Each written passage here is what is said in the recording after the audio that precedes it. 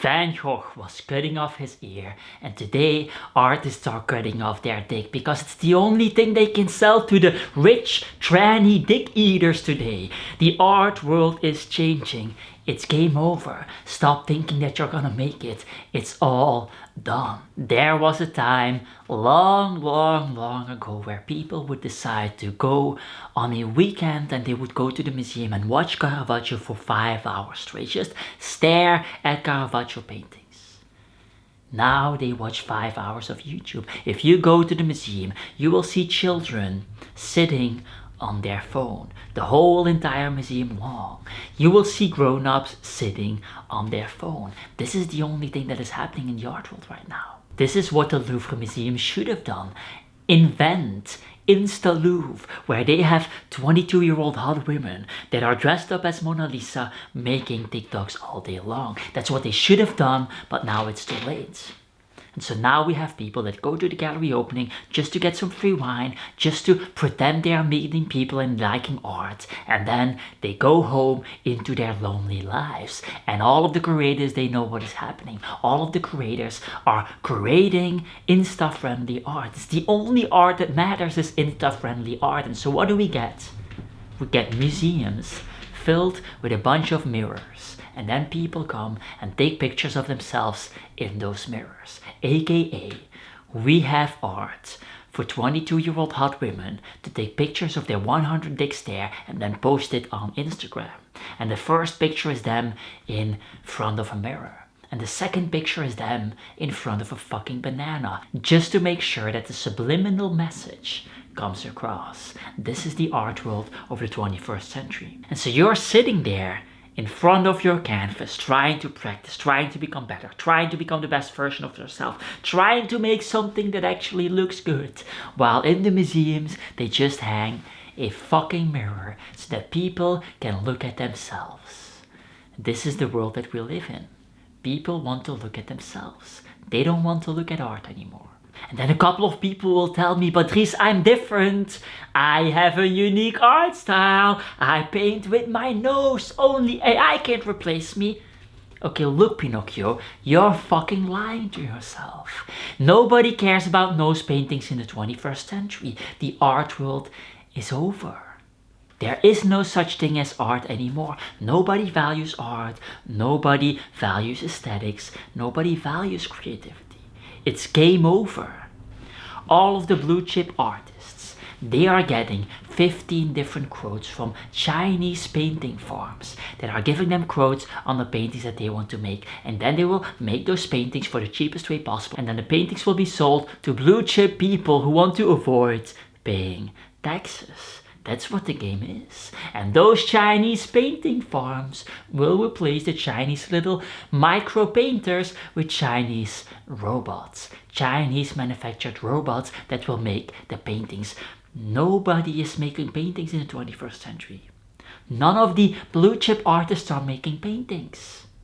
Do you really think that Damien Hirst with his spots, who were copied from another guy who was doing spots, who was copying from another guy who was doing spots, do you think that he will not outsource that to robots? Do you think that robots cannot paint spots? They can. And so when the Chinese painting farms are replacing their Chinese work labor force with Chinese robots, then the Chinese people will be sleeping in Chinese McDonald's, as they are already doing, to avoid paying more rent. They can't even avoid to pay rent. And so they're sleeping in these McDonald's houses. Late at night, when McDonald's closes, people can sleep in the McDonald's houses in China. China is falling apart. The whole communist regime doesn't seem to work that well. And it's not only China, it's everybody in the West. Look at the UK. 40,000 millionaires have fled the UK in the last 10 years. Why? Because it's unbearable. The UK stabbing is unbearable. Europe is no better. We are creating these exit taxes in the Netherlands that are going to be coming soon and then probably crossing Europe as well. And the American dream is also no better, because the American dream nowadays is to make American money and then spend it overseas. everything is falling apart. The art world is a reflection of everything else that is falling apart. So you've spent your whole life slaving away for the machine, a meaningless 9 to 5 bullshit job, getting rid of your soul in the process. And now, at the age of 50 or 60 or 40, whatever, you want to turn it all upside down and go into a new career and become an artist. Because you remember that high school counselor who said to you, oh, your art is so amazing, you could become an artist. And so now finally you're going in your destined path. And the reality of the situation is that many people have gone before you. They are all going to get their art degrees. They're going to this fancy art school to get their degrees. And congratulations, because now they have paid, you potentially have paid 200K for a degree that doesn't get you anything. 58.4% of these art degrees are now doing a job that doesn't even require a degree in the first place. Not to mention that in those degrees, they don't actually teach you anything. They don't teach you how to make money. They don't teach you how to sell art. They don't teach you how to build an art business. They don't teach you any of the important skills. Why? Because they don't actually care that you succeed. You failing is better for their bottom line. Because if you fail, then you are going to buy another degree because the first degree didn't work out. And so now you're buying a bachelor, and then you're buying a master, and then you're buying a PhD, and then after that you're buying another bachelor and another master, and you keep on collecting degrees that are completely worthless. Degrees that have been designed for you to become a slave anyway. This is the system from day one. The system was designed to create slaves. If you read Gottlieb Fichte, one of the German famous philosophers, who was spending his entire life with brainwashing people, propaganda machines, he designed or co-designed the schooling system of that time, and he talked about it. Horace, who designed the system based on that Prussian model, he also talks about it. You can read the books, and they are very simply saying, we designed the schooling system to make slaves, to make sure that people are comfortable doing as they are told, to make sure that people are comfortable following orders, to make working bees. That is what they're saying.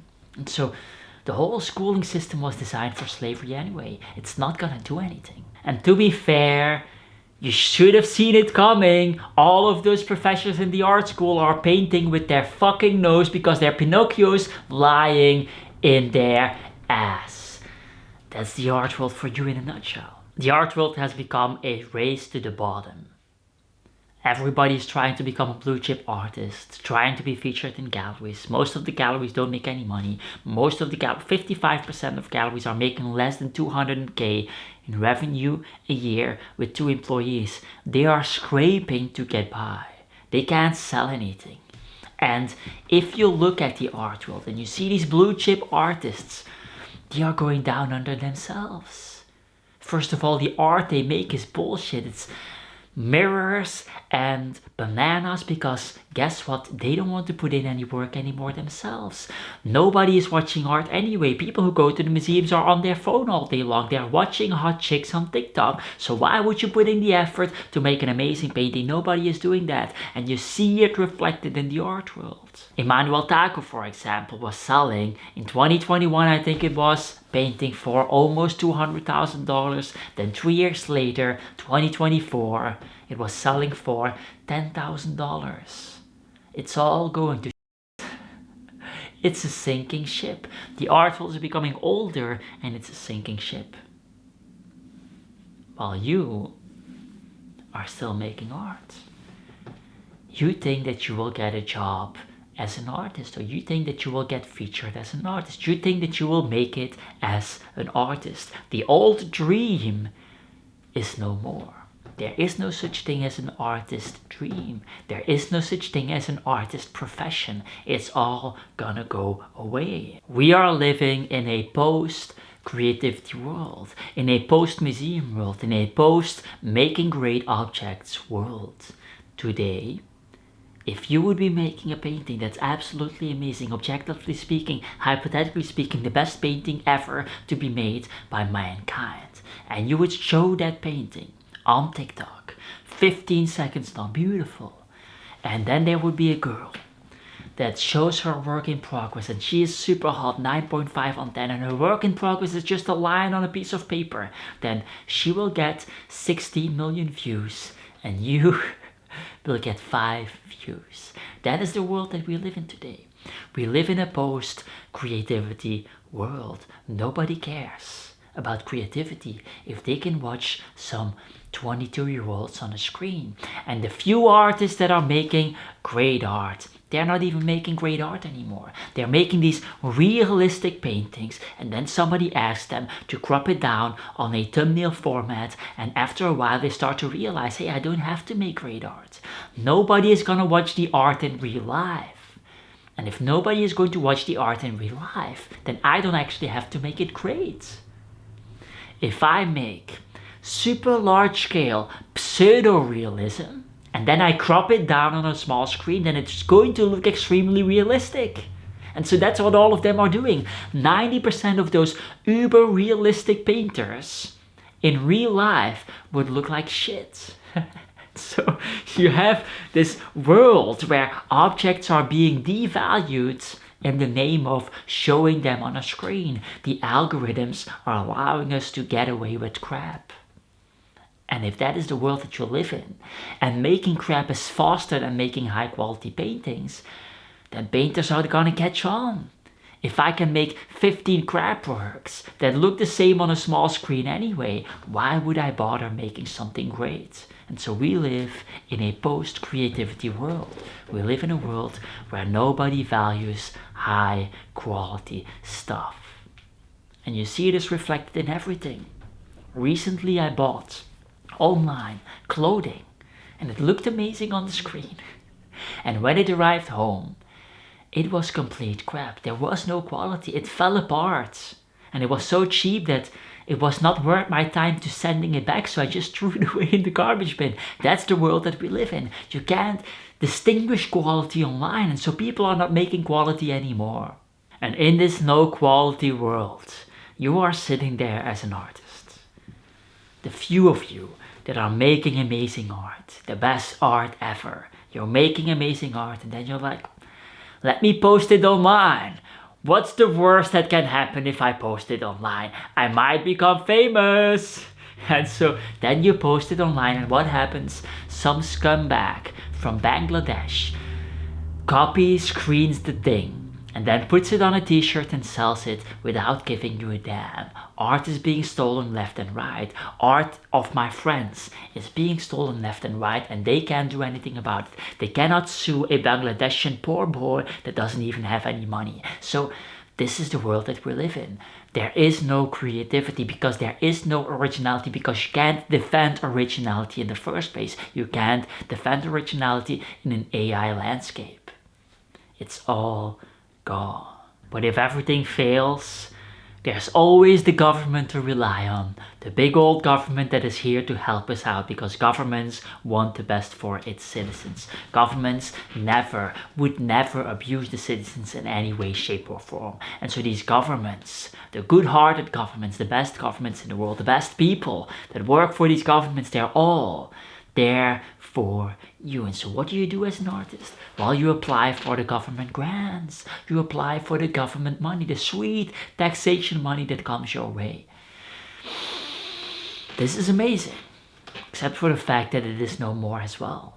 You used to be able to do that very easily because nobody could apply, nobody could write grants, nobody was smart enough to do it, and so you were competing with another 6 people and you were easily able to get those grants. But now with AI, the market is flooding. Instead of 80 people that you're fighting against, it's 8,000 people, because all of them are using the AI systems to apply for the same grants. So that is also drying up. There's nothing left. So what is the solution to it all? What are you gonna do? How are you going to win? How are you going to make those dreams that you've been having for 50 years since you were a child, but you sacrificed it in function of a slave job for 30 years. How are you going to now make your dream come true? How are you going to turn it all around in your 50s? We live in a world that is addicted to the phones.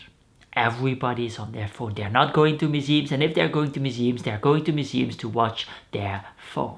And so in this world where everybody is watching their phone, by the way, a couple of days ago I was watching Danny Jones' podcast, because I too watch YouTube.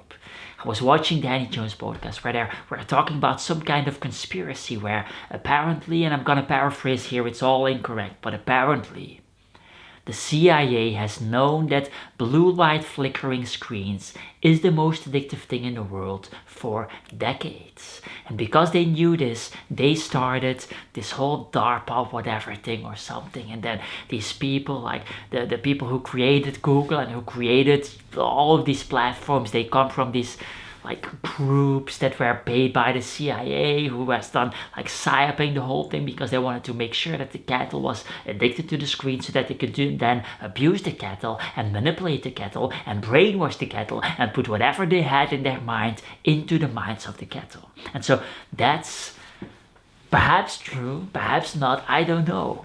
But it was very fascinating, and whatever it is, if it's true or not true, it worked tremendously well because everybody is glued to their phone. You are 50, 60 years old, 70 years old, 40 years old, and you are watching 5 hours of YouTube a day. Imagine what these 20-year-olds are doing, who grew up with this. And so in that world, there's only one job left. In that world, there's only one strategy left. In that world, there's only one business model. The business model of the influencer. That's it. That's all that's left. And that's all that has ever been in the first place. The blue chip artists are just influencers of their time. The galleries, the blue chip galleries, were creating trends, viral trends, through magazines and all of the things that they were doing at that time, and solo exhibitions when it still worked.